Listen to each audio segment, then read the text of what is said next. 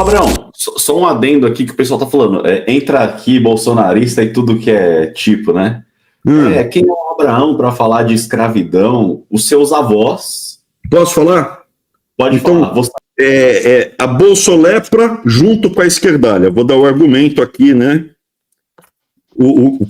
Você não tem lugar de fala, não é assim que a esquerdalha comenta? Você não tem lugar de fala nesse assunto porque você não tem ancestrais que foram escravos. Por lado de mãe, minha mãe está no Brasil desde sempre, eu fiz o teste genético e eu tenho material negro. Eu sou descendente de negros que vieram para o Brasil como escravos. Assim como provavelmente eu sou descendente também de pessoas que eram escravocratas. Eu sou mistura, assim como quase todo mundo no Brasil descende de pessoas que eram escravas e descende de pessoas que estavam envolvidas com a escravidão. Mas isso, cara, é o quadris, sei lá, 6 bisavós para trás, cara, tá longe. Eu tenho o mesmo lugar de fala que qualquer um que tem ancestrais que foram escravos negros vindo do Brasil. Só que o meu avô foi escravo. Meu avô,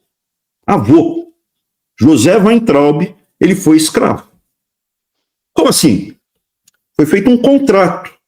Quando a Alemanha invadiu a Polônia, os nazistas invadiram a Polônia, eles pegaram a população judaica, colocavam todo mundo numa fila, ia separando. Esse pode trabalhar, esse mata. Esse trabalha, esse mata. Esse trabalha, esse mata. Meu avô tinha 14 anos, mas tinha a minha altura, 1,78 m, que para a época era alto. Então ele era alto, loiro, de olho azul, e sabia falar, se comportar bem. Chegou na vez dele, você sabia fazer o quê? Eu sei mexer com maquinário, com torno, com prensa.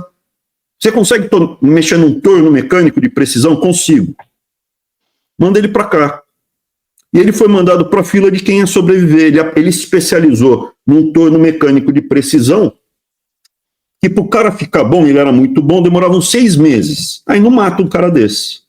Só que durante 4 anos ele trabalhou num regime de escravidão. Era um contrato, havia um contrato formal da SS, o proprietário do meu avô era a SS Totenkopf, e o meu avô tinha que trabalhar todo dia, de segunda a segunda, na fábrica, que ficava anexa ao campo de concentração, pegava todo dia ela para lá, trabalhava, turno de 12 horas, enquanto meu avô estivesse vivo e conseguisse trabalhar, a SS Totenkopf recebia pela propriedade do meu avô 10 Reichsmark por dia. 10 Reichsmark por dia por ser proprietária do meu avô trabalhando. Então, o meu avô foi escravo. O contrato foi reconhecido depois da Segunda Guerra como um crime de guerra, escravidão. Então, eu tenho direito. Escravidão não foi só com o negro. A escravidão não foi. Escravidão tem na história da humanidade inteira. Inclusive, a palavra escravo, ou em inglês slave, vem de eslavo. Eslavo, escravo. Em inglês é exatamente a mesma palavra. Slave, slave. Porque o grosso da escravidão, historicamente, eles iam ali nos Balcãs, isso é, Iugoslávia, Rússia, Ucrânia, Polônia, pegavam aquele povo loiro e escravizavam. Eu não quero monopolizar, porque agora o 38 aí está com a palavra e o 38 vai despejar conhecimento. É isso, e até a lei de ventre livre, havia escravidão também por dívida no Brasil.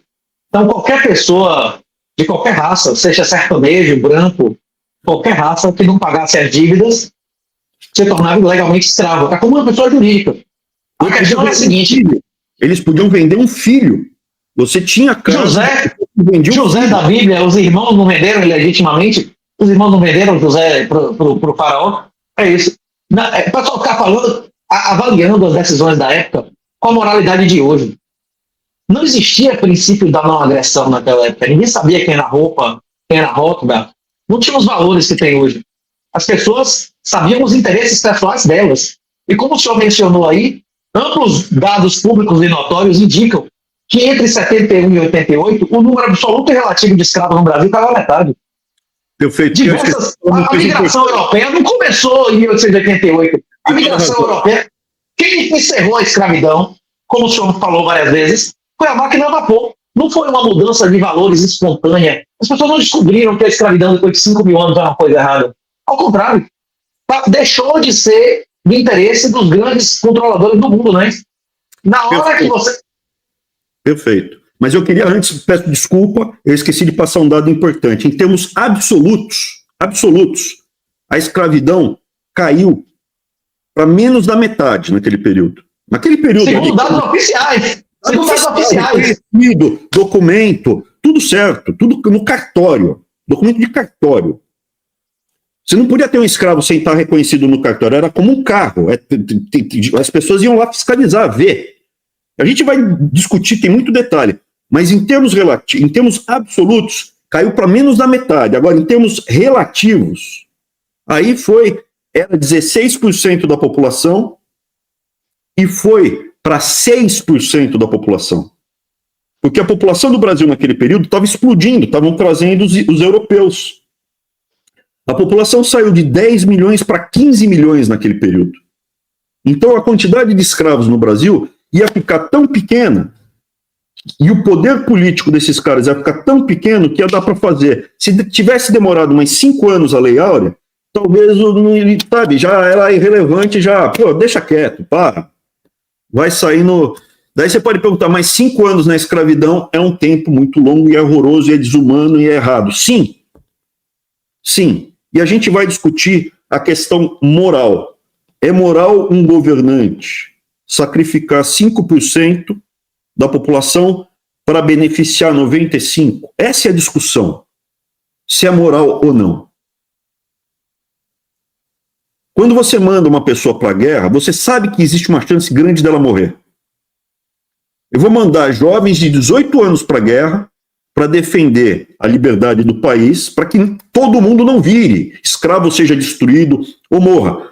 Os caras na Ucrânia têm que lutar na guerra, e quem vai lutar? É homem, tem algumas mulheres, mas 99% é homem que vai lutar, de uma faixa de 18, 17 até 50 anos.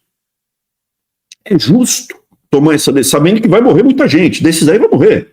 10% já morreu, 5% vai morrer mais 5%. É justo tomar essa decisão?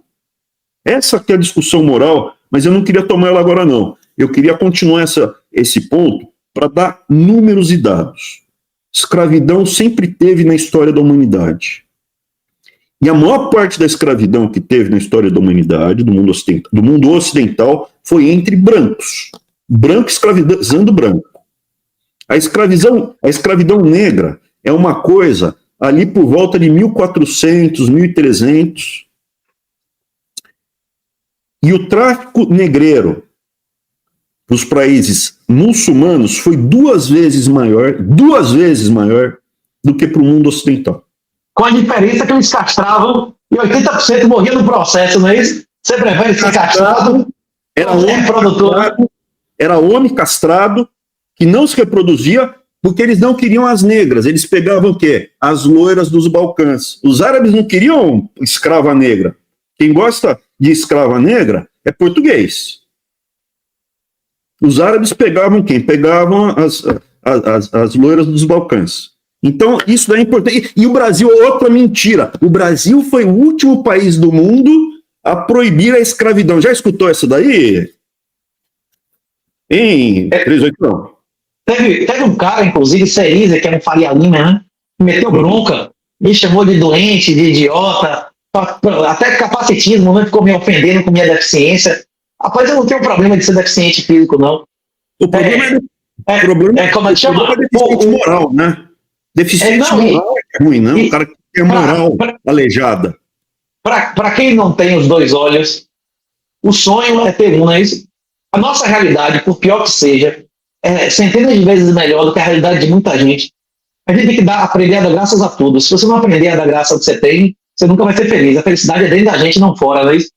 Inclusive, o Cerise meteu bronca.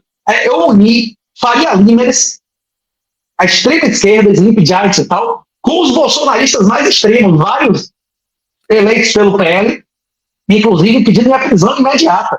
Agora, vem cá, velho, que crime é esse?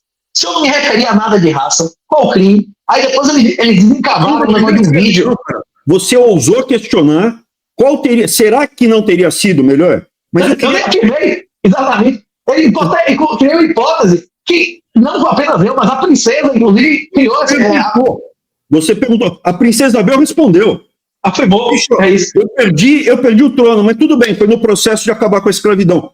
Talvez, se ela tivesse demorado mais 4 anos, teria sido pior para 5% dos escravos, mas com certeza teria sido melhor para 95% dos outros. Mas eu queria te falar uma coisa, 38, porque essa esquerdalha que adora os radicais muçulmanos e fica falando o Brasil foi o último país do mundo a combater a escravidão. O mundo árabe foi uma das últimas regiões do planeta a acabar com a escravidão. Na coroação da Rainha Elizabeth, dessa que morreu, da mãe do príncipe Charles, em 1953, não é 1800, 1953, na coroação da Elizabeth, as comitivas imperiais do Catar, dos Emirados, da Arábia Saudita, tinham escravos. Eles chegaram à Inglaterra para a coroação da Elizabeth e tinha na comitiva deles escravos.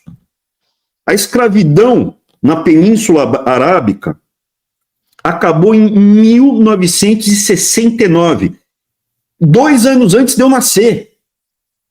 2 anos antes de eu nascer. Então o pessoal vem falar, a escravidão no mundo islâmico foi muito mais brutal. E foi brutal, no Ocidente foi muito cachorra. Mas eu não sou. O que eu defendo é que a gente analise os fatos. Você é contra a escravidão? Lógico que eu sou. Qualquer tipo, contra loiro, contra. As pessoas não sabem, a primeira guerra nos Estados Unidos foi para libertar cidadão americano que tinha sido capturado na costa da África por africanos e eram mantidos como escravos. Inclusive, um dos argumentos do pessoal que pede minha prisão é que eu estaria cometendo crime continuado, então eu teria que receber um flagrante a qualquer momento. Para quem acredita nisso, eu gostaria de divulgar publicamente que eu nunca divulguei nenhum vídeo meu, eu não tenho canal de YouTube, né? Essas minhas conversas não sou eu que divulgo, né? Então, se tiver algum autor de crime, se alguma coisa que eu disse é crime, e alguém está mantendo uma exposição pública disso, esse alguém não sou eu. Eu não tenho perfil no YouTube, não tenho perfil no Rumble, não tenho perfil no TikTok, não tenho perfil no Quai, eu não divulgo meus próprios vídeos. Então, essa argumentação aí de crime em flagrante não se aplicaria a mim. E tem outra acusação interessante, que eles pegaram um vídeo de anos atrás, que eu converso com um menino chamado André, que ele disse que ele é libertário, e ficou perguntando se o PC Siqueira deveria ou não ser preso pela pedofilia dele. Você lembra do PC Siqueira? Lembro. Aí eu perguntei ao cara, você não é libertário? Segundo o Rockman, você vê fotos, não viola a não agressão. E eu não falei a minha opinião, depois eu falei que era princípio de superioridade, imperial, bíblico, que era um pecado. Eu disse a posição que ele afirmava defender. Aí os caras pegam só esse trecho para dizer que eu estava defendendo a pedofilia, né? Eu nunca defendi a pedofilia. Eu sou o cara que a minha profissão é entrar na casa do pedófilo para revirar o lixo atrás de da camisinha com sangue em sangue, para que ele seja condenado. O meu trabalho, eu já fiz isso várias vezes, é procurar com o luminol o lençol sujo de sangue e sangue, para mandar o pro DNA para esse cara ser preso. Eu sou o cara que não combate a pedofilia com palavras, não, eu combato a pedofilia com ações. E a galera que está dizendo que eu cometo algum crime continuado, que eu devo ser preso em flagrante, eu gostaria que colocasse nos comentários aí qual é o meu canal do YouTube, qual é o meu canal de TikTok, qual é o meu canal do Rumble, qual o canal que eu exponho os vídeos, que eu nunca fiz podcast nenhum no meu canal. Eu participo conversando, colaborando com as pessoas, como eu estou conversando agora com o professor Entraub. Quem vai divulgar esse vídeo aqui não sou eu, né? Como é que eu estou cometendo um crime flagrante?